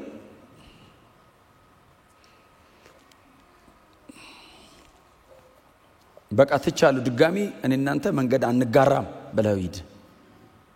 ለምን? አንድ ያረገን ወንጌል ነው። ወንጌል ከማላችን ከወጣ ድሮም አንተዋወቅም። ሰላም የተባባሉ ቸርች አይደል እንዴ? ምንድነው አንድ ያረገን? ባህሪያችን አይደለም አንድ ያረገን። ባይዘይ ባህሪ የተናበብ ነው ቸርች መተን ነው። እንዴት ጥሩ ነው ባክ ባህሪ የተባባለው የኢየሱስ ደም ጠርቶ ነው። እስቲ አሜን በሏ። የክርስቶስ የወንጌል እውነት ላይ እቺ ቤተክርስቲያን በጣም ትልቁ ኳሊቲዋ በጣም ብዙ ጊዜ በዘመናት መካከል ቸርቾች ላይ የማይገኝ ኳሊቲ እቺ ቸርች ግን አላት። ምንድነው? ጨካኝ ናት በወንጌል እውነት ላይ ጨካኝ። ኢየሱስ ትዝ ይላችኋል ዮሐንስ 6 ላይ ነው። በጣም ብዙ ህዝብ ነው የሚከተለው ባይዘው። ከዛ ቆመና ስጋዬን ያልበላ ደሜንም ያልጠጣ ስለ እንጀራ ነው አይደል የተወራው? ከሰማይ የወረድኩ እንጀራ እኔ ነኝ ምናምን ሲል ኧረ አንተ ደግሞ ሙሴ 40 ዓመት ሙሉ ህዝብ ሲያበላ ከርሞ እንጀራ ነኝ አላለም። አንተ አሁን የተወሰነ ሰው ሰብስበ መግበ እንጀራ ነኝ እንዴት ትላለህ? ለዛም አንተ እኮ እዚህ እጅ ላይ የተገኘ እንጀራ ቆርሰ ነው። ሙሴ እኮ ከሰማይ እኮ ነው ያወረደው አሉት። ጌታ ኢየሱስ ምንድነው ያላቸው? ሙሴ አላበላችሁም አለ። አባቴ ነው ያበላችሁ ድሮም ቢሆን። አሁን የሚያበላችሁ አባቴ ነው። የድሮቹ በሉ ሞቱ አለ ኢየሱስ። አዎ የለም ማንም እስታውን ይላሉ እነሱ ቆመው። አሁንም እንጀራ ይላከላችሁ አባቴ ነው አለ። ምንድነው እንጀራው ሲሉት እኔ ነኝ አለ። ድሮ መናበሉ አሁን መናው እኔ ነኝ አለ።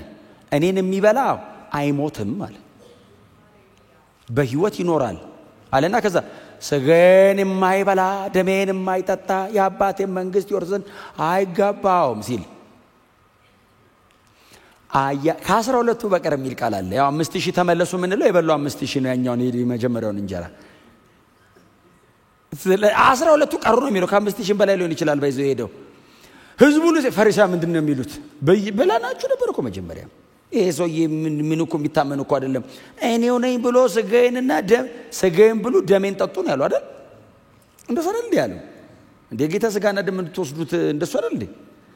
ጌታ ኢየሱስ እኮ አሁን እኛ ነን እኮ ስጋዬን ብሉ ሲል ደሜን ጠጡ ሲል ብለን እኮ አሁን እኮ በወንጌል እውነት ብርሃን የገባን ያንን ጉባኤ ዝም ብላችሁ ሳሉት እኛ ብንሆን ቆማችሁ እየሰማችሁ ያለ ስጋዬን ያልበላ ደሜን ያልጠጣ አባቴን መንግስት አይወርስም ሲል ስጋዬን ያልበላ ደሜን ያልጠጣ ስትል ምን ማለት ነው ሲሉት ሊትራሊ ስጋዬንና ደሜን አለ። ይህ እንዴት ያለ አስጨናቂ ንግግር ነው ብለው ትተውት ሲሄዱ ጌታ ኢየሱስ ክርስቶስ ከው ብሏል። ሄዱ በቃ አንተ እንቀይረው እንዴ ብሎታል እንዴ ጴጥሮስን። ዞራ ወደ እነዚህም ወደ 12 ያው 11 ናቸው በጌታ። ይሁዳ በጌታ አይደለም። ይሁዳ እንዴ አንዱ ሰይጣን ነው እኮ ነው ያለው። ሰይጣን ያለበት ነውም አይደለም ያለው። ሰይጣን ቢኖርበትማ ኢየሱስ ያስወጣለታል። ኢየሱስ አጠገብ ቆሞ ሰው ነፃ ካልወጣ ሄዶ ነፃ ይወጣል። እጅ ጭነህ ጸልይ አታውጣም በምንም ታምር አይወጣም። ዞርና እናንተስ ልትሄዱ አይደል ያለው። ይሄ ባይዘው የውሳኔ ቃል ነው። ኢየሱስ ምርጫ እየሰጠ ብቻ አይደለም ውሳኔ ነው። እማትስማሙ ከሆነ በዚህ እውነት ሂዱ። ወዴት? ይኸው እነሱ ወደሚሄዱበት ሂዱ። ጴጥሮስ ምንድን ያለው? ጌታ ሆይ ካንተ ወደ ማን እንሄዳለን ብሎ አንተ የዘላለም ሕይወት ቃል አለ ሲለው ጌታ ኢየሱስን ምን እያለው ነው ጴጥሮስ? ስጋህንም በላለን ደምህንም ጠጣለን አለው። አሁን የተናገርከው ትምህርታው የዘላለም ሕይወት ነው። እናንተን አስቀድሜ የመረጥኳችሁ እኔው ነኝ አለ። እስቲ አሜን በሏ። መጽሐፍ ምንድነው የሚለው? አብረውም ተከትለው ሄዱ። ያ ሁሉ ሕዝብ ሲሄድ ኢየሱስ አላለም እውነት ላይ አትደራደሩ። እስቲ አሜን በሏ። በእግዚአብሔር ቃል እውነት በዳናችሁበት ወንጌል አታስነኩ። ማንም ይክፋው። እግዚአብሔር ከሚከፋው ማንም ይክፋው። እግዚአብሔር ደስ ይበለው። የከፋው ሰውዬስ የሆነ የገባው ቀን ይመጣል። ባይዘው የገባው ቀን ሐዋርያ ሥራ ላይ 3000 እና 5000 ዳነ የሚለው የዛ ከተማ ሕዝብ ነው። አራራራራ ብለው ሄዱ ሰዎች መጡ ተሰብስበው መጡ። አረኛ እዚህ ኢየሩሳሌም ቸርች ነን። ያው ሕዝብ ነው። ኢየሱስን የሰቀለ ሕዝብ አይደል ቸርች መጥቶ ሄዳ ነው። ሰቅላችሁ ገደላችሁት እግዚአብሔር ከሞት አስነሳው ብሎ ጴጥሮስ የሰበከው ያ ሕዝብ እኮ ነው። አንቀበልም ያለው ሕዝብ ነው። በኋላ ጌታን ተቀብሎ ኢየሱስ ነው ጌታ እያለ የዘመረው። እስቲ አሜን በሏ። እውነት ላይ እቺ ቸርች እውነት ላይ አትደራደሪም እና አልታገስካቸው። ኖ አልክ። ወንጌል በጭካኔ ነው የሚያምረው። ወሰናችሁ አይደል ወደ ጌታ ቤት የመጣችሁት? አዎ በቃ ወሰነን ስንሄድ ነው የሚስተካከለው። ክብር ለኢየሱስ ይሁን። ኮምፕሮማይዝ አታደርግም ቸርቿ። ከመንቀፉ በፊት ምንቀፍብ ከማለቱ በፊት ያበረታታታ እንደ መጨረሻ ቁጥር 3 ላይ ምንድነው ያላቸው? ትዕግስትህን መጽናትህንና ስለ ስሜ መከራ መቀበልህን። ዋው! ትዕግስት ከላይም ተጠቅሶላቸዋል።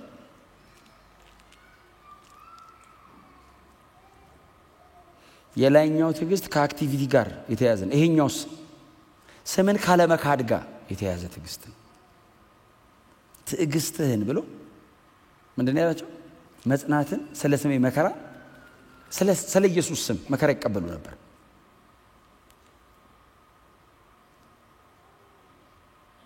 በእውነት አስደናቂ ነው። ስለ ስሜ መከራ መቀበልን አውቃለሁ አለና ከዛ መጨረሻ ላይ ምንድነው? በዚህ ሁሉ አልታከትክም። መንገዱ ቀላል አልነበረም ማለት እኮ ነው ኢየሱስ። መንገዱ ቀላል አልነበረም፣ ያታከተ ነበር። አንተ ግን አልታከትክም። ከዛ ቁጥር 4 ምንድነው የሚለው? ሲጀምር ይሁን እንጂ የሚል በጣም ያስፈራ ቃል ስማ። ቸርቹ አሁን ሲነበብ እኛ ነን ባይዘው 7ቱንም ቁጥር አንበበን የጀመርነው። አሁን እነሱ እየተነበበ ነው። ቁጥር 1 ይነበባል። ለቤተ ክርስቲያን መልአክ እንዲበለጻ ሲል አካል በሙሉ ተነስቶ ይሰማሉ። እንደዚህ ይሄን አቃል ሲል አሜን አሜን ጌታ ሆይ አሜን። ይሄን አግኝቼ ባሉ አሜን። ክፉዎች ነው አልታገስክም ሲባል ትዝ ይላል። እንትና እኮ ነው እንትና ያሰት አስተማሪው ወራው ግዘኑ ቃያይቶታል ጌታ ዝም ብለን አይደለም ያለ ኢየሱስ አየው በመቅረዙ መሃል እየሄድኩ ነው ብሎ አለ። አሜን ይያሉ ትዕግስትን ስለ ስሜ መከራ መቀበልን በዚህ ሁሉ አለመታከትን ሲል እስከ ዛሬ መቆማችንን አይቶልናል። መንገዱን አይቶታል። የኤፌሶን ከተማ ክርስቲያኑ ነው መኖር ቀላል እንዳልሆነ ኢየሱስ ራሱ አይቶታል። እሱ ደግሞ ኢየሩሳሌምና ይሁዳ ምናምን እዛ ገሊላ ኖሮ አይቶት የለው የኛን ኤፌሶንን ደግሞ በእኛ ውስጥ ሆኖ አይቶታል። በአማኞች ውስጥ በሙሉ አድሯል ኢየሱስ። እኔ ውስጥ ሆኖ ያየው ነው ይሄው እየነገረኝ ነው። አሜን። ጌታው ይቀጥል።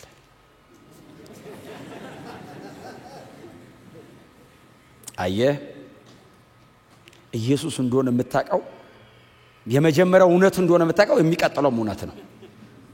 እስቲ አሜን በሏ። የመጀመሪያው ያበረታታ ሊያበረታታ ፈልጎ አይደለም አግኝቶት ነው። ሰብስታንሱን አንተ ጋር ኦሬዲ ያው ተገኝቶብሃል። ኢየሱስ እውነቱን ነው። ለማብለው ያሻሃል እውነቱን ነው። ፈጣሪ አይደል እንዴ? አዳኝህም እኮ ጭምር ነው። በእናቴ ሆድ ውስጥ እጅና እግሬን የገጣጠመ ብቻ አይደለም መስቀል ላይ ሞቶ ከኃጢአት ያዳነኝ ፈጣሪዬንም ሪዲመሬንም ኢየሱስ ነው። ፈጣሪም ነው፣ ክሬኤተሩም እሱ ነው። ቀጥሎ ሪዲም አርጎ እግዚአብሔር ራሱ ነው። ሁሉም ተናይ እሱ ነው። በመፍጠርም በመዋጀትም ነው የራሱ ያረጋኝ። ካፈር ኮን አብኩቶ ይሰራኝ እንዴ ብሎ ነው የሚፈራኝ። ሲያበረታታኝ እውነቱን ነው። አሁን ደግሞ ሲያስተካክለኝ ይሄም እውነቱን ነው። ለምንድነው ይሄንን አስተካክል የሚለኝ? ፍጹም እንደሆነለት ይሁን እንጂ አቤት እኔ እንደዚህ ነገር ሳነባው ምን መሰላችሁ ትዝ ቢለኝ የቆሮንቶስ ቸርች አንብባችሁታል? አንደኛ ቆሮንቶስ ምዕራፍ 1 እና ምዕራፍ 2 እንደ ቆሮንቶስ አይነት መግቢያ ያለው መጽሐፍ ቅዱስ የለም። ቆሮንቶስ አሁን እኮ ነው ቆሮንቶስ ትዝ የሚላችሁ እናንተ እኮ የተሰራው ኃጢአት ስለሆነ ነው። ምዕራፍ 1 እና ምዕራፍ 2 ብታነቡት በእናንተ መካከል ኢየሱስ ክርስቶስን ስትጠባበቁ አንዳች የጸጋ ስጦታ አይጎልም እያለ እኮ የጻፈው። የቆሮንቶስ ቸርች ስሙ ራሱ መቆንታተስ ማለት ምግባረ ብልሹ መሆን ማለት ነው ራሱ። እና ቸርቹ አስባችሁታል? አሁን ቆሞ አሁን አይ ቲንክ የቀሉኤ ቤተሰብ ይመስለኛል። እዛ ደግሞ የቀሉኤ ቤተሰብና እነ እስጢፋኖስና የሚባሉ ሰዎች አሉ። እነሱ ሲያነቡ ቸርቹ ባጥበጥና ሚላው ቀጥል ልክ ነው ቀጥላው አውቃ ነው ጸጋ ስጦታ አይጎልባችሁም። 9ኙም ጸጋ ስጦታ አለ ቸርች ውስጥ። ትንቢትም ይናገራል፣ ልሳንም ይተረጉማል፣ ሁሉም አለ። ባህሪ ካራክተር የለም። በቃ ብጥብጥ ይላል። ምዕራፍ 1 እና ምዕራፍ 2 ሲነበብ ጳውሎስ ጽፏል ተብሎ ከዛ ምዕራፍ 3 ይሄው ምዕራፍ 1 እና ምዕራፍ 2 ወንበር ላይ ይቆሙ እየተቀመጡ እየተንከባሉ ነው አሜን ያሉት። ቀጥል ልክ ነው አግኝቶናል የእግዚአብሔር ሰው አግኝቶናል ሲሉ ህፃናት መሆናችሁን አቃለው ሲል ምዕራፍ 3 ምዕራፍ 1 እና ምዕራፍ 2 ላይ የዘለለ አሜን ያለ በሙሉ አይሆንም ይላል እንዴ? እናድጋለን በእናንተ መካከል ያባቱ ሚስት ያገባለ ምናምን ስጋውን ለሰይጣን ሰጥቻለሁ ነፍሱ በጌታ ቀን ትዳን። ቀስ ይያሉ ወደ ወንበራቸው ስማ ምዕራፍ 1 እና ምዕራፍ 2 አሜን ይያሉ ምዕራፍ 12 ምናምን አካባቢ ሲደርሱ ሰበረን አደቀቀን። ከዛ ሁለተኛው ደብዳቤ ላይ ጽፏላ በመጀመሪያው ደብዳቤ እንዳዘናችሁ አውቄያለሁ አለ። አዎ ተንኮታኩታችኋል አለ። አዎ ማዘናችሁ ቢያሳዝነኝም ደስ ብሎኛል። እንድታዝኑብኝ አልፈልግም፣ እናንተ እንድትደሰቱ ነው። ምንም ሆኖ ነው ያዘናችሁት ግን በእውነት ነው። ሐዘናችሁ ወደ ንስሐችሁ ደግሞ ጌታንም ወደ ማስደሰት እንደሚመጣ ስለማቅ ብታዝኑም ኢየሱስን ወደ መምሰል እየመጣችሁ ነው። ያሳዘናችሁ በመካከላችሁ የነበረው ችግር ስለተነገራችሁ ነው። ደስ ብሎኛል። ሐዘናችሁን ባልፈልገው ያዘናችሁት ግን በእውነት ነው። የክርስቶስ ወንጌል ተከታይ ነው ጳውሎስ። እንትንን አስተካክል መከራ ሆኗል እኮ አሁን መንፈስ ቅዱስ ውስጥ ያደረ ክርስቲያን እኮ ለካ አይደለም ሲባል ያማል። በእውነት ያ መበረታታት ነው ሊሆን ደስ የሚለው። አቤት እኮ በቃ እንዳንተ አይነት የለም ሲባል ሰው እግዚአብሔር ይመስገን። እቺንም ግን ደግሞ እናንተም ከችግር አጀምሩ ስታወሩ ከማበረታታት ጀምሩ። አቤት ውስጥ ያለው የእግዚአብሔር ጸጋ ባንተ ውስጥ ያለው የጌታ ነገር ብላችሁ ንገሩትና ሂዱ። ከዛ የሆነ ቀን ደግሞ ፈልጋለሁ ኦሬዲ ለስልሷል። ከዛ የሚቀጥለውን ስትሰዱ አሞ እሺ ጸልይልኝ አንተ አስተካክላለሁ አይደል የሚለው ክርስትና ነው። ምክንያቱም እዚህ አሁን በእውነት ነው አሁን የሚነቀፍ ነገር ተገኝቶ አስተካክሉ ብትባሉ ምንም የግል ጉዳይ የለንም እዚህ ቤት። የምንካፈለው ርስት ሰማይ ነው ያለው ባይዘ መሬት ምንም የለም። እና አሁን እዚህ የምንገሳጸጸው ምንድነው? ሰማይ እንድንገናኝ በእግዚአብሔር ፊት ስንተያይ አስተካክሎ መጣ ተብሎ በተገሰጽከው ጉዳይ አክሊል ሲሰጥ ሰማይ አስተካክለ ማለት ነው። ኢየሱስ ከነቀፈ አስተካክል ካለ የእግዚአብሔር ቃል አሁን እኮ ጌታ ኢየሱስ ክርስቶስ ተገልጦ ብቅ ብሎ እንትን አስተካክል እኮ አይልም። የተጻፈ መጽሐፍ አለ። መጽሐፍ ቅዱሱ ላይ ከበቂ በላይ የክርስቶስ መልክ አለ። መጽሐፉን ገልጠ ጠጋ ካልከው ማስተካከል ያለበት ምን እንደሆነ ዲቴል ለጆሮ እንዳይመስል ለልብ ይነግራል። እንትን አስተካክል ብሎ አይለቅህም። እምታስተካክልበትን ጸጋ ይሰጣል። እምትበረታበትን ኃይል ይጨምርልሃል። አንተ ይሄንን ጉዳይ ትክክል አይደለም ሲል አይደለም ብለ ሪፔንት አድርገ ለመተው ብቻ ልብን ካዘጋጀ የእግዚአብሔር ቃል ኃይልም ጉልበትም ጸጋም ተሸክሞ አንተ ውስጥ ይሰራል። በቃ ኢየሱስ የሚገለጠው በቅዱስ ቃል ውስጥ አለው። አይ በአካል ከተገለጠ እሰየው። በእውነት በአካል መጥቶ ይሄን ባህሪን አስተካክል ካለ በስማ በጣም ጥሩ ነው። በእውነት በጣም ሰው አልሰማ ብሏል ማለት ነው። ያሰው ጌታ መጥቶ አስተካክል እስኪ አሁን ጳውሎስን ለምንድነው ተገልጦ እና ያለው? ሰውየው ማን ይስበከው? ጴጥሮስ ሊሰብክ ለመስበክ አታስብ። ክርስቲያን ኮንክ ቀድመ ተገለሃል። ባይዘይ ጳውሎስ እየመጣ ማን ነው ክርስቲያን ቀድማችሁ ይዛችሁ ጠብቁኝ ነው የሚለው። ስለዚህ ብቅ አለ ኢየሱስ። አንተ ሰው አሰማም ድሮም ብሎ ከፈረሱ ላይ ጥሎ ነው ያስረዳው አይደል? ሞት ጫፍ ላይ ደርሷል። የተመለሰው ሰው ብትቃወመኝ ነግሬሃለሁ። ስለዚህ በቀላሉ በእግዚአብሔር ቃል እንማርኛ። እስቲ አሜን በሏ። ጌታ ወጥቶ ፍርድ እስኪናገር ለምን እንጠብቀዋለን? ካልተቀበልከኝ ይገለሃለሁ እስኪ ለምን እንጠብቃለሁ? ይሄው ቅዱስ ቃሉ እኮ አለ። ቅዱስ ቃሉ ገልጠን ቁጭ ብለን ወንድሞች እኮ አሉ፣ እህቶች እኮ አሉ የሚመክሩ። ይሄው መጽሐፍ ቅዱስ ጥናት እኮ አለ። የቸርች ላይፍ እንትና ተጣልተዋል፣ አስቸግረዋል፣ አስታርቋቸው የሚላል እኮ ፊልጵስዩስ ላይ። አሁን እዛ ላይ እንደርሳል። ኤዮዲያንና ሲንጢኬ የሚባሉ ሁለት ሰዎች ተጣልተው ጳውሎስ በዚህ ጻፈ። አረ ኤዮዲያንና ሲንጢኬ አስቸግረዋል አሉ። 2000 ዓመት ኤዮዲያንና ሲንጢኬ ባይዘው መጽሐፍ ቅዱስ እንደገቡ ያቁም። እኛውን ስንሄድ እናገኛቸዋለን። ምን ሆናችሁ ነው ግን ተጣልታችሁ እናንተ ሌላ ነገር የሚጻፍበት ቦታ ላይ ስማችሁ? ክብር ለኢየሱስ ይሁን። እና ይሁን እንጂ አለና ምንድነው ያለው? የምነቅፍብህ ነገር አለ። ባለፈው ትዝ ይላችኋል ጴርጋሞን ቸርች ላይ የምነቅፍብህ ነገር አለኝ አይደለም ያለው? የምነቅፍብህ ጥቂት አስተካከላት፣ በቃ ትንሽ ነች። ኤስ በጣም የሚበረታታ የኳሊቲ ማዕት አለ እና ዋናውን ይሄ ሁሉ የተሰራ ስራ የሚያዝበትን እሱን አጥቼብሃለሁ። እነዚህ ሁሉ የተሰሩ ስራዎች ያለዚህ ሙሉ መሆን አይችሉም። ሙሉ መሆን ብቻ አይደለም ዋጋ ያሳጣቸዋል። ባይዘው ዋጋ ያሳጣቸዋል። አንዳንዴ ኤፌሶን ቸርች ላይ የታየው ድካም ምን መሰላችሁ? በጣም ለዶክትሪን ሳውንድ መሆን በጣም ሲጨነቁ እንደነዚህ አይነት ነገሮችን ሚስ አረጓቸው። በስትራክቸርና በዶክትሪን አትታማም ቸርቿ። አዎ ለዛ ተጨንቀው ሲያሰሙ፣ ሲቀጥሉ፣ ሲቆርጡ፣ ሲለጥፉ፣ ሲገነጥሉ ምን ሲሉ ይሄንን ሚሳረጉት መሃል ላይ ታቃለ። የተሞገሱበትን ነገር ካያችሁት በጣም አስደናቂ ነው። ጥንቁቅ ናቸው። ይሄኛው ደግሞ ከሌለ ለነዛ በሙሉ ህይወት ሰጪ ይሄኛው ነው። የቀደመውን ፍቅርህን ትተሃል ነበረ ነው አይደል? አይቸው ነበር አለ። አዎ ኢየሱስ ነበረ እኮ ቤተ ክርስቲያን ውስጥ አለው። ምን የቀደመው ፍቅር ማለት ፍቅር ወደ ላይም ወደ ጎንም ነው። ባይዘው ቨርቲካሊም ሆሪዞንታሊም ነው ፍቅር። ኢየሱስን በጣም ወደዋለሁ ካልክ አጠገብ ያለውን ሰው ወደሃለሁ ማለት አለብህ። ወደሃለሁ ማለት አለብህ ማለት ምንድነው? እየተገናኛችሁ ወደሃለሁ ተባባሉ አይደለም። እንደሱ እናንተም እንደሱ አይደለም የሚገባችሁ። በጣም እርግጠኛ ነኝ እናንተ ቸርች ነው የኖራችሁት። መዋደዳችን ግን ግብዝነት በሌለበት አይነት መንገድ ይሁን ነው። ሂፖክራትስ እንዳንሆን ነው። ኤፌሶን እወዳለሁ ምናምን የሚባሉበት ቃል የታጣ አይመስለኝም።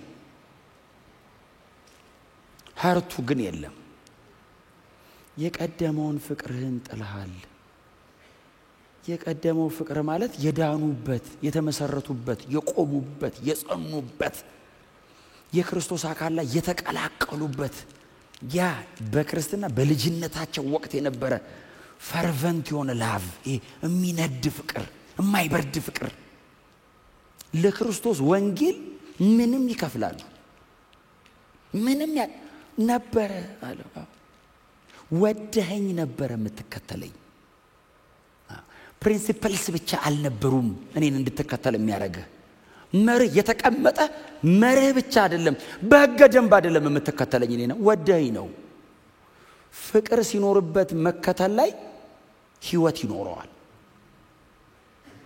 አያችሁ፣ የተጻፈ ሕግ ብቻ አትጠብቅም። ሞር አድቫንስ ትሆናለህ ፍቅር ሲኖርህ። አንዳንድ ነገር እስክትጠየቅ አትጠብቅም ፍቅር ሲኖርህ ኢየሱስን ለመከተል። አዎ ትተህለት ራስን ታገኘዋለህ። መቼ እንደተውከውና እንደጣልከው እንኳን ሳታቅ ትተህለት። ለምን መሰላችሁ? የምታራግፈውን ነገር እንደ ውለታ አትቆጥረው። ጌታ ሆይ እንትን ትቼልሃለሁ የሆነ ቀን እንግዲህ ካንተ አትለውም። እንደተውከው ሁሉ ትዝ አይልም ስለምወደው ነው ትላለህ። ለምትወዱት ሰው እኮ የምትወዱትን ነገር ትተውለታላችሁ። የምትጠሉትን አይደለም፣ የምትወዱትን ነገር፣ በጣም የምትፈልገው ነገር ለምትወደው ሰው ስትል ትተዋለህ። ለምን? ካንተ አይበልጥም ይላል ልብህ። አረ ከጌታ ከኢየሱስ አረ ይቅርብኝ እርግፍ። ባይዘዌ መተው ለጌታ ብላችሁ መተው ካቃታችሁ ከጌታ በላይ ተወዱታላችሁ እንደማለት ነው።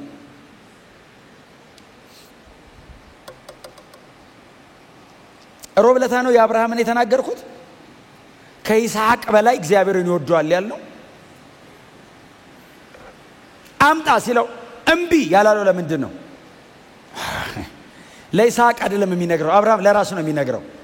ከይስሐቅ በላይ እግዚአብሔርን ነው የምወደው እና ሲያረገውስ እያረድኩልን ነው እግዚአብሔር አየህ አይልም።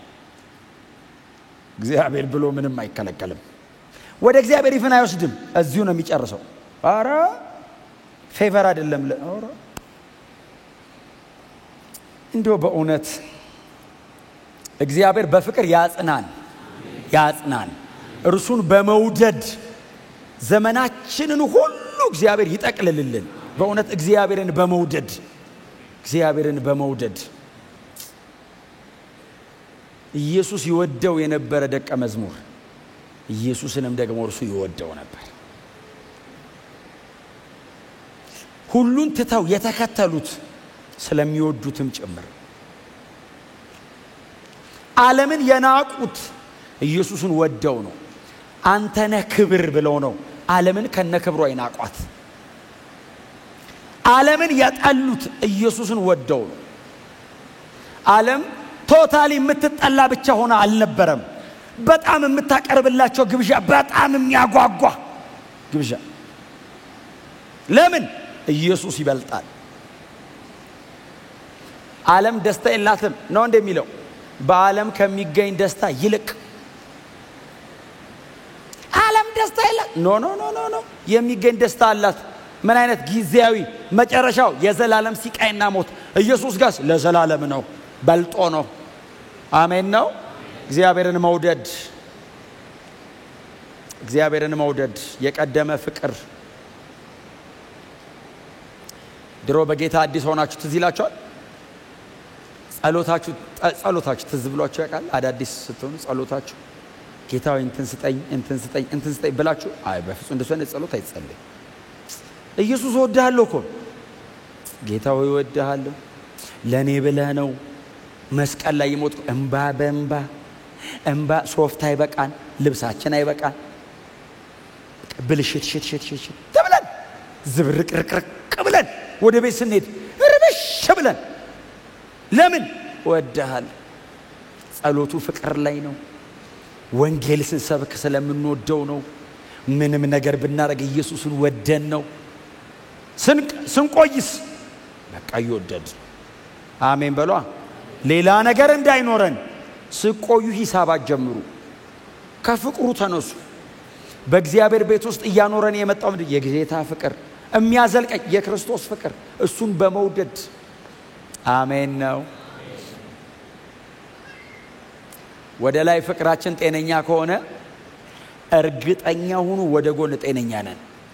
ወደ ላይ ጤነኛ ካልሆነ ወደ ጎን ጤነኛ አንሆንም። ባይዘዌ ወደ ጎን ጤነኛ ከሆነ ሰውየው ወደ ላይ በእውነት ላይን አፕ ሲያደርግ ትክክል ነው። ኢየሱስን የሚወድ ሰው አጠገቡ ያለውን ሰው ይወዳል። ጌታን ውደድ በሉት እስቲ ጎናቸው ያለውን ሰው። እንደው በእውነት እንደው እናንተን እያልኳችሁ አይደለም፣ ግን እንትኑ ቃሉ ላይ ስላለ እንድትሉት ፈልጌ ነው። የቀድሞ ፍቅርህን አንሳ በሉት እስቲ። ጌታ ኢየሱስ ክርስቶስ ቃሉን ያስቀመጠበት መንገድ እናንተ በኋላ ጊዜ ተገኙ እንድታነቡት የቀደመውን ፍቅርን ተጠላሃል የሚለው ባይዘው ፍቅር ወድቆብሃል ማለት አይደለም። ኢንቴንሽናሊ ነው ሌፍት ያረካት ነው ቃሉ ድንገት ዞር ስትል አተኸው ነው አይደለም። ሌሎች ነገሮች መተው ታኩብህ ነው እና ኢንቴንሽናሊ ነው ሌፍት።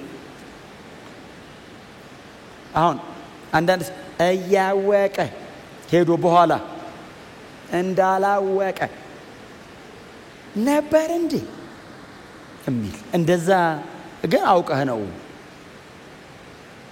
የቀደመው ፍቅር እንደሌለ አንተም ታውቃለህ። ቶሎ በል አንሳው ተመለስ።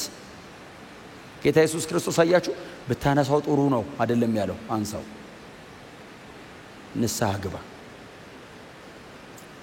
በደል ነው ይሄ። እኔን መውደድ ማቆም ኃጢአት ነው።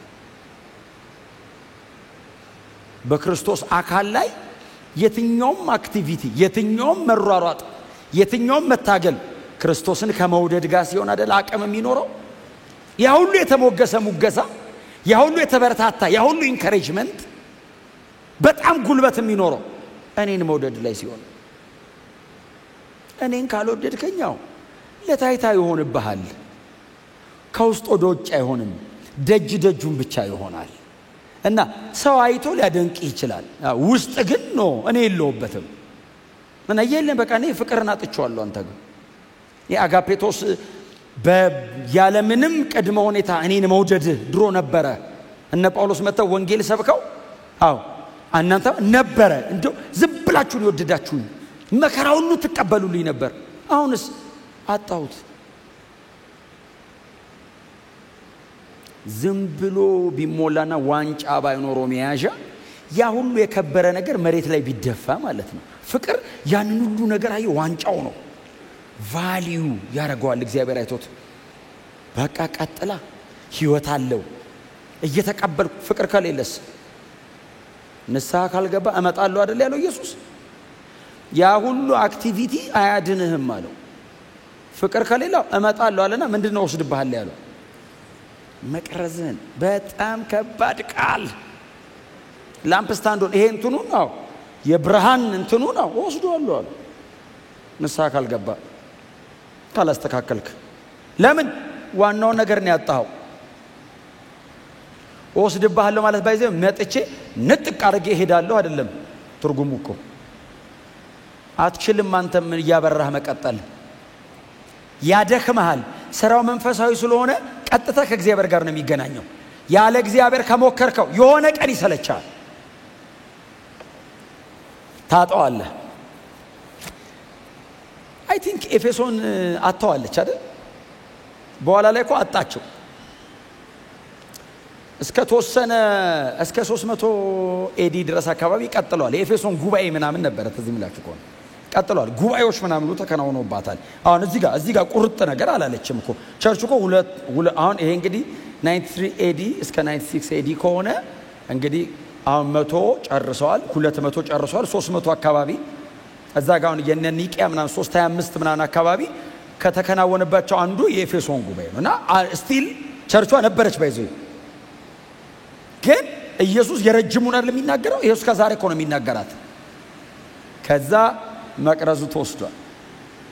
መቅረዝ ወስዷል አለና አስተካክል። አላችሁ። አይ ቲንክ እዛች ጋር የነበረችው ቸርች እዛች ጋር ከረንትሊ ይሄን መልእክት የሰማችው ቸርች ንስሐ ገብታ ሊሆን ይችላል። ምክንያቱም 200 300 ዓመት ድረስ ሄደዋል። በቋሚነት ግን የቤተ ክርስቲያኒቱ መልእክት ነው ይሄ። ጌታ ኢየሱስ ክርስቶስ ሩቁን እያየን የተናገራት መጨረሻ ላይ ጌታ ኢየሱስ ክርስቶስ ያለው ምንድነው? መንፈስ ለአብያተ ክርስቲያናት የሚናገረው አይደል ያለው? ለአብያተ ክርስቲያናት ማለት ምን ማለት ነው? ለኢሲአርሲም ማለት ነው። አሁን ሁለተኛ ሶስተኛ ምናምን ሰባተኛ አብያተ ክርስቲያናት ድረስ አይደለም ኢሲአርሲ ቸርች። አሁን ለኛም ነው ይሄ መልእክት። ይሄ ፈርቨንት ስፒሪት፣ ይሄ በወንጌል ጉዳይ ላይ ያለ አቋም፣ ይሄ ጸሎት፣ ይሄ ትጋት፣ ይሄ ሩጫ፣ ይሄ መፈላለግ፣ ይሄ መዋደድ፣ ይሄ መያያዛው መጽናት ነው ያለበት። መጽናት ለመጽናትስ ኪፕ መደረግ አለበት። ካልተደረገስ ቸርች ከመሬት ላይ አጠፋም። የክርስቶስ ስለሆነች ሎካሊ ግን ትጠፋለች። ቤተ ክርስቲያን አትዘጋም፣ ዩኒቨርሳሊ አትዘጋም ከመሬት ላይ። ግን አንዳንድ በጣም የክርስቲያን የነበሩ ሀገራት እኮ አሁን ሶሻሊስት ይሆኑና ቶታሊ ቸርች የሚባል እኮ ይዘጋል። ከመሬት ላይ ግን ቸርች አትጠፋም መቼም የክርስቶስ ነች። የሆነ ቦታ ግን ኪፕ ካልተደረገ ይሄው ኤፌሶን አሁን ማሰብ አይቻልም። ስለዚህ ኪፕ አርጉ እያለን ነው ጌታ ዛሬ። ፍቅር ጠብቁ እያለ ለጌታ ያለንን ፍቅር እንጠብቅ። አጠገባችን ላሉ ወንድሞችና እህቶቻችን ያለንን ልባችሁን ጠብቁ። ቀጥሎ ደግሞ ቼክ አርጉት። ሪሊ ጄኒዩን ነኝ ስወደው ምንም ነገር ከጀርባ የለም ስወዳት ሌላ ፕሮግራም ሌላ አጀንዳ ሌላ ዲዛይን ልቤ ላይ የለም። ክርስቶስ እኔን በወደደበት መንገድ ነው የምንዋደደው። ይሄን ቼክ አርጉ። ካልሆነ ንስሐ ገብተን ማስተካከል ከሆነ ጠብቀን እንደ እግዚአብሔር ቃል በመንፈስ ቅዱስ እየተቀጣጠለን መቀጠል። ክብር ለኢየሱስ ይሁን። መቅረዝን ከቦታው ወስዷለሁ ካለው በኋላ ቁጥር 6 አያችሁ እስከ ቁጥር 3 ድረስ ያለው ኢንካሬጅመንት ቸርቿን ከደመና በላይ አውጥቷት ነበር። በቃ ብለው ቁጥር 4 እና 5 ላይ ያለው ደግሞ አድቅቋታል። ወይኔ ብለው ተሰብረው በቃ መቅረዙ ሊወሰድ ነው ንስሐ መግባት አለብን ብለው ልክ ቁጥር 6 ላይ ተሰብረው እንዳይቀሩ መጠገን ደሞ ፈለገ። ነገር ግን አለ ይህን በጎ ነገር አለ። አንገታቸውን ሰብረው ዘቅ ያሉትን ሰዎች መጣና ነገር ግን ደግሞ ይህ በጎ ነገር ደግሞ አለ። ምን ጌታ ሆይ እኔ የምጠላውን ዋው ጌታ ኢየሱስ ክርስቶስ ባይዘው ምንድነው ያለው? እኔ ጸየፈዋለሁ አለ። ምን የኒቆላውያን ትምህርት። ይሄ ትምህርት ባይዘው ኤፌሶን ቸርች ብቻ አይደለም ያለው ሌሎቹም ቸርቾች ውስጥ አለ ምልክቱ። ትምህርቱን ግን ኢየሱስ ጸየፈዋለሁ አለ። የተረገመ ትምህርት ነው አለ። እኔ የምጠላውን የኒቆላውያንን ትምህርት አንተም ጠልተሃል።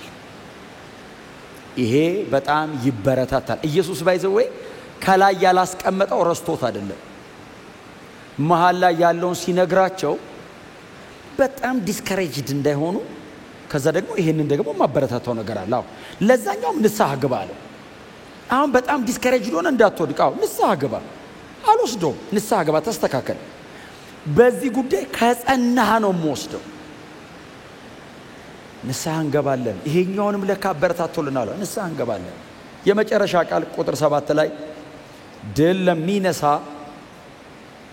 በእግዚአብሔር ገነት ካለው ከሕይወት ዛፍ እንዲበላ አደርገዋል።